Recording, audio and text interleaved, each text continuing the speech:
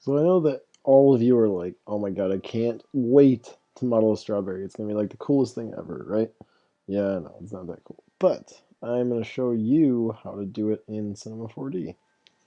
So let's get started. First, let's open Cinema 4D. It's pretty late, so I just want to let you know that I am tired, but I did really want to do this tonight. So here is a preview of the strawberry we are going to begin to make tonight. Cinema 4D is taking a while. Ah, there we go. Hello. Okay.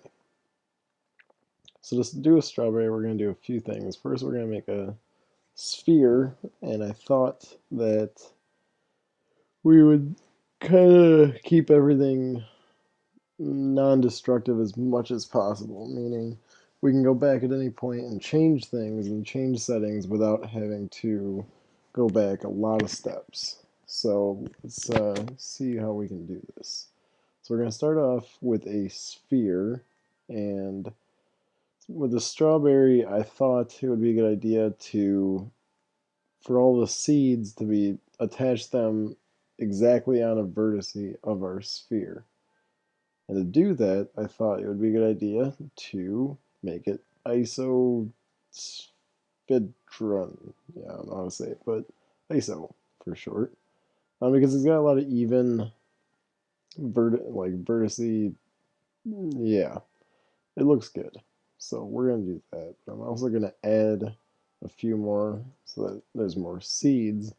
And basically, we're gonna be putting a seed on each vertex. So the next thing we're going to do is create a strawberry looking sphere. And to do that, we're going to need a bulge tool. And we're going to take our bulge and drop it underneath our sphere. And we're going to make it a little bit longer on the y-axis. And we're going to take the strength and go negative, and we're going to try moving it up. So it starts looking a lot more like a strawberry. We can maybe even shrink it a little bit more and put a fillet just to get it to look a little bit more strawberry. We're also going to move it just slightly on both the X and Z axis just to give it a little more organicness. What I also like to do is hide the bulge because I think personally it's annoying to look at, and once we start doing the cloner stuff, it's going to be really annoying to look at. So let's just hide that. So now the next thing we're going to need to do is make our little seeds. So we're going to hide our sphere. We're also going to name it berry. All right. So we're going to need another sphere. Only we need a lot smaller, so we're going to make it like size 3, really tiny. And we're also going to add another bulge and make that really tiny. So 20 by 20 by 20 should be good enough. And that looks pretty good. So now let's attach our bulge to our new sphere, which is seed. And the bulge, let's make it a bit higher on the Y again. Basically doing the same thing we did with the strawberry. I'm going to fillet it, crank that. Yep, that looks pretty good. I really want to make that thing tiny though. That looks good, much better.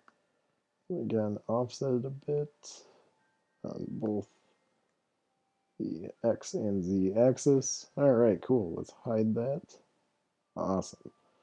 So now we can turn back on our berry layer. And now we're going to start attaching the seeds to the actual berry. So to do that, we're going to need to clone our seeds and then make the berry the object that it's attaching the clone to. So how we do that is we go to MoGraph, cloner, we add a cloner. We're going to drop our seed underneath our cloner. And then we're going to go into the cloner and go where it says mode and change it from linear to object. And then we're going to drop the berry down to our object. So that way we know down here it says distribution on vertex. So we can change that to surface or volume or all these different ones. So we're going to keep it with vertex because we want all of these little seeds to attach themselves just like that. But I don't like how they're all random and they're facing different directions, and I kind of want to make it more linear and make them more look like a strawberry. So we're going to try and make them face all the way up. So we're going to go to the up vector and change it to y plus. Now that's going to make all of the seeds look at the same type of direction on the y. But I kind of don't like how some of them fall off and don't look like they're part of it. So to change that, we're going to go to the transform and rotate on the H a little bit and just kind of crank them back into the model. So that looks good. Now the next thing, the next thing we're going to do is make it so that the model, the strawberry itself is being pushed and deformed based on where these little seeds are at. So it kind of pushes into it um, and deforms it a bit to give it a more realistic look. And one way that I figured out was the collision tag. And I thought that was pretty cool, so I wanted to show you that as well. And to do that, we're going to need to first take our berry, and if we're going to deform it, we need to give it more vertices.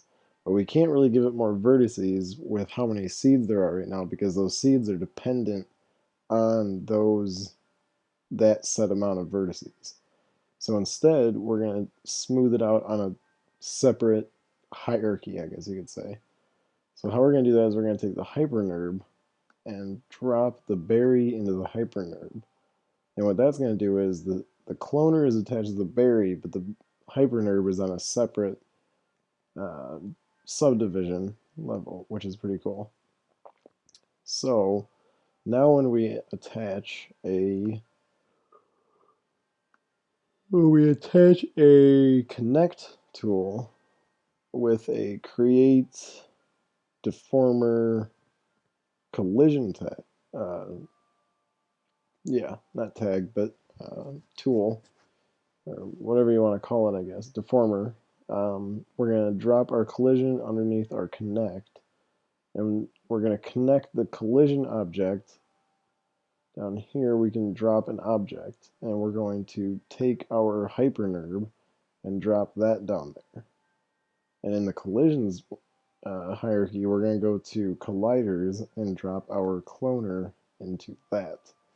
And what that's going to do is now you see all these little bumps and stuff where the geometry is being altered and changed and stuff like that, which is pretty cool. So basically anywhere a seed is at, it's going to move our the geometry of our hypernerb slightly. But right now on default it is on intersect, and we actually want it to be outside volume. And that's how we're going to get it to, well, I guess it's not doing it right now. There's something funky going on, but that's okay. I'm sure it'll resolve itself soon. So, let's see. Oh, yep. I just had to think about it a bit, and now, oh, maybe not. All right, let's see here. What can we do? I'll try one more time. Oh, there we go. Yep, just had to think about it. Okay, so now you can see that it's kind of deforming a bit. It's starting to look more like a strawberry, which is exactly, whoa, I don't know what, I'm on a laptop right now, so it's really funky and lagging a bit. know how to describe to you.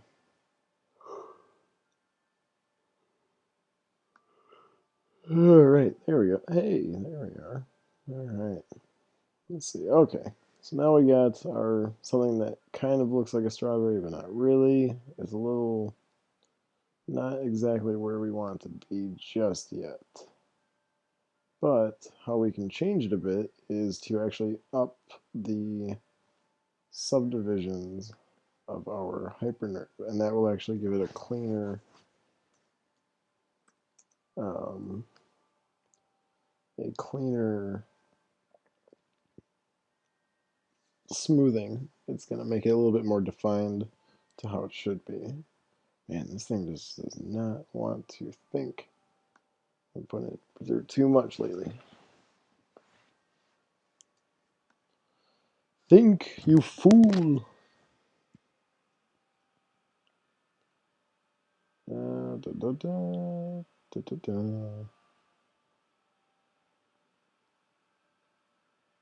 Do what you gotta do. Come on. There we go. Hey, look at that. Okay, so now it looks a little bit more like a strawberry. Has all the indents we need and all the seeds we need. So now we can actually start tweaking some of the settings. I think right now everything is looking pretty good. The only problem I have with it, and I've had this problem before as well, is that I don't like how the seeds are kind of on the edges. They go out of it. And one way I figured out how to change that, it is, however, destructive, but if you're as picky as I am, you're not going to let that stop you. So what I did to make this better,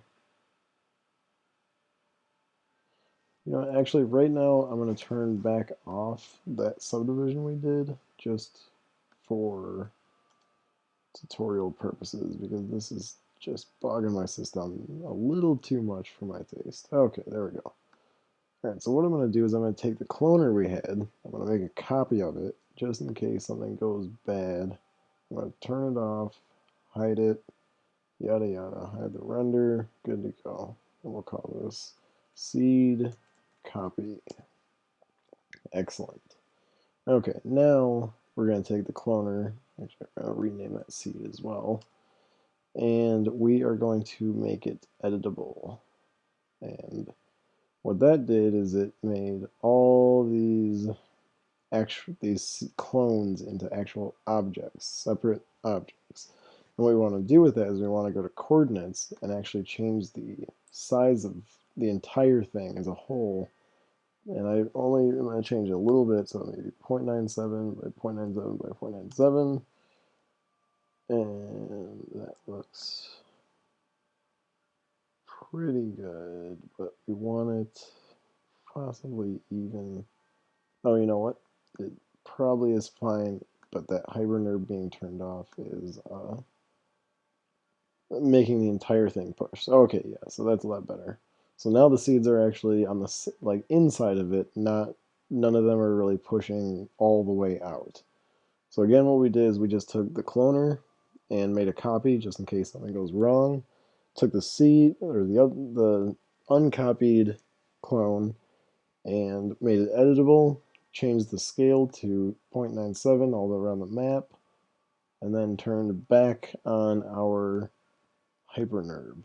And that allowed it to look quite a lot better. So now if we turn back our hypernerve the way it should be with the better subdivision, it will look a lot better, but we'll do that more when it gets closer to render time. So now we can actually start to texture this guy. So I'm going to do a couple of basic textures, basic techniques that make this thing just pop. So the first thing I'm just going to make the strawberry texture. It's going to be pretty red. I don't usually like going all the way red, but I will go fairly close to it. I'm going to turn the reflection on with a Fresnel attachment, and I'm going to make it pretty small on the brightness side and then fairly mid-range to lower. I don't want it super reflected, but I do want it to look somewhat wet. Like there is some kind of reflection going on, so I'll make it about maybe 30, 34 is probably good. And that should be good. The only other thing is I want to bump just to give some irregularities in the texture. If I do that, I'm going to add a noise, and I'm going to make the noise fairly small, maybe like 6.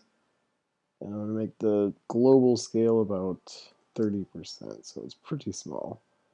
Very subtle difference. I'm going to drag that and put it on our berry. And just take a look. It's actually adding it to the connect, which is fine. Ooh, that is way too much. Okay. Let's do maybe 2% bump. That's a bit better. Okay, that's good enough for now. And now let's add another one. This one is a little bit darker red. And this is going to be for the seeds. And what I like doing with the seeds is adding a specular color. And I'm going to do a gradient. I'm going to go into the gradient, make one of them like an orange, and make the other end like a greenish yellow, more on the yellow end. And that is a nice gradient. So that way when it reflects something or it absorbs some light, it's going to kind of change to like a more natural, seedy color, more leaf-like color. So that should be good. Let's add also some reflection. Again, using the Fresnel. A little bit stronger, still low in the brightness, but maybe around 45%. I want this thing to kind of absorb hot spots pretty easily in reflections. And they're so small that it's not really going to make a big difference how much. So let's add that to our seed. Let's see how that looks. That looks pretty good. Now this thing is really going to make it pop when we start adding in an HDR and start doing global illumination. So let's do that now. Let's add a sky. I'm going to use the content browser and use some presets, some built-in stuff. So we're going to go to content browser. Let's see, what was it? Presets, prime, materials, HDRI. Now let's try this one right here, this HDRI 004. I like it because it's got a lot of hotspots, got a lot of different shapes and very geometric stuff, almost like a studio, but not as good as grayscales, but free. So let's do that. We're also going to add a Cinema 4D tag of compositing, and we're going to turn off scene by camera so that when we render it, it is not going to be visible. Let's add a background, make a new texture, and make the color completely white. Whoop.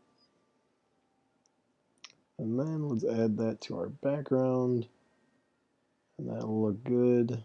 And let's turn on, in the render settings, global illumination.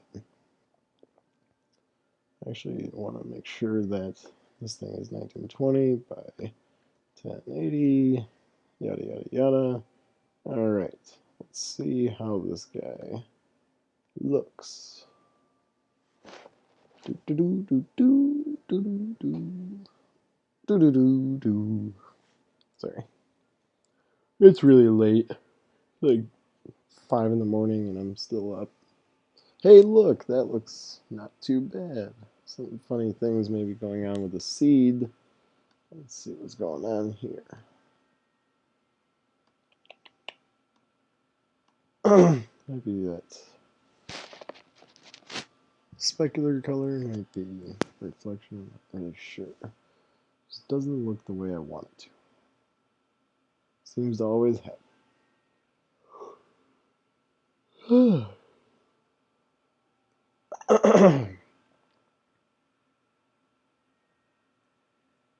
Nope, dang it. I hit a button.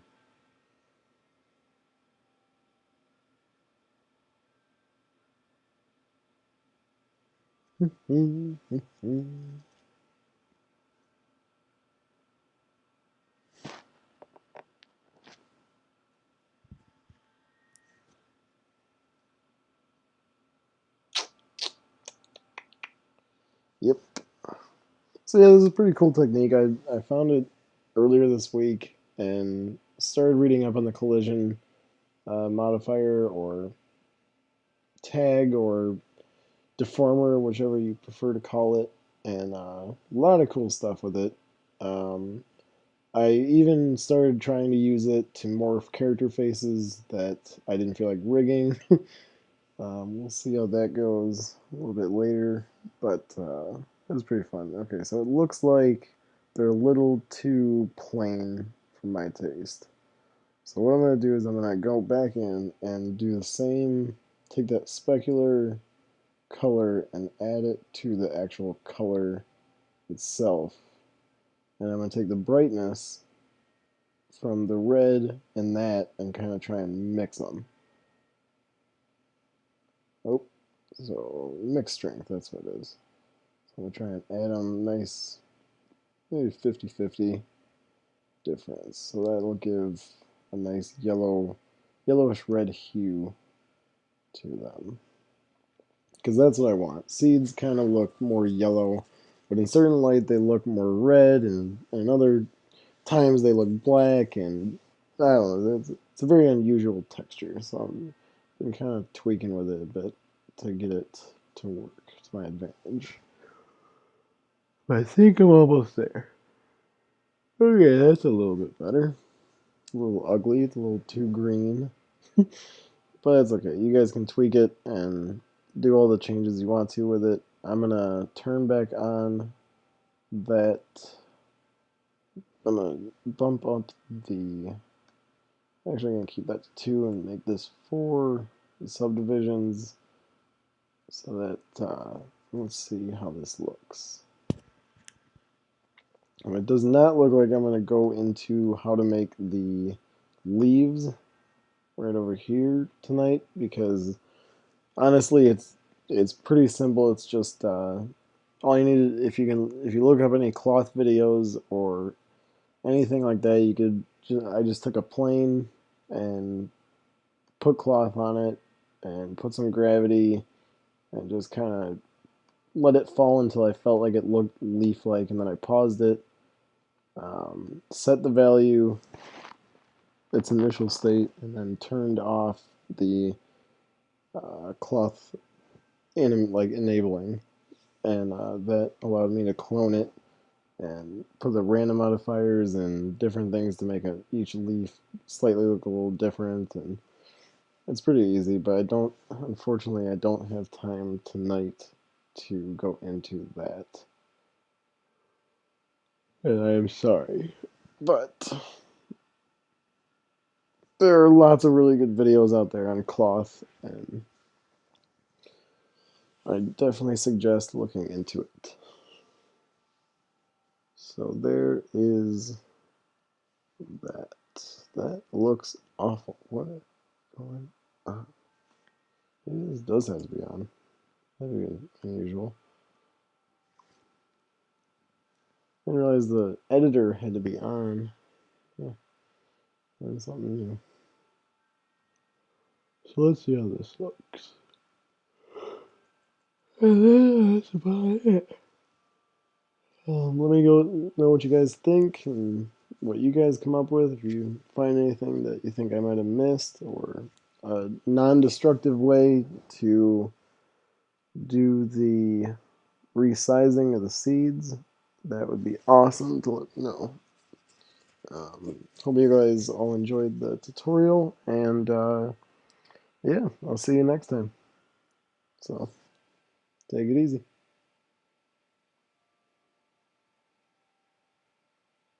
I'm actually still here. I really want to see what this thing looks like.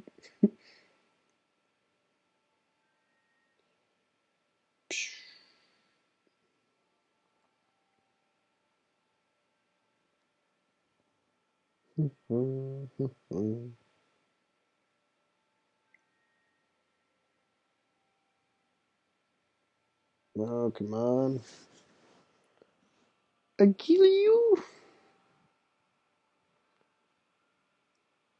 Hey, there we go. It's a strawberry. I like it. That looks awesome. Alright, now that is the look I was going for. pretty. Okay, well, thanks guys, and I hope this helped you out. Take it easy.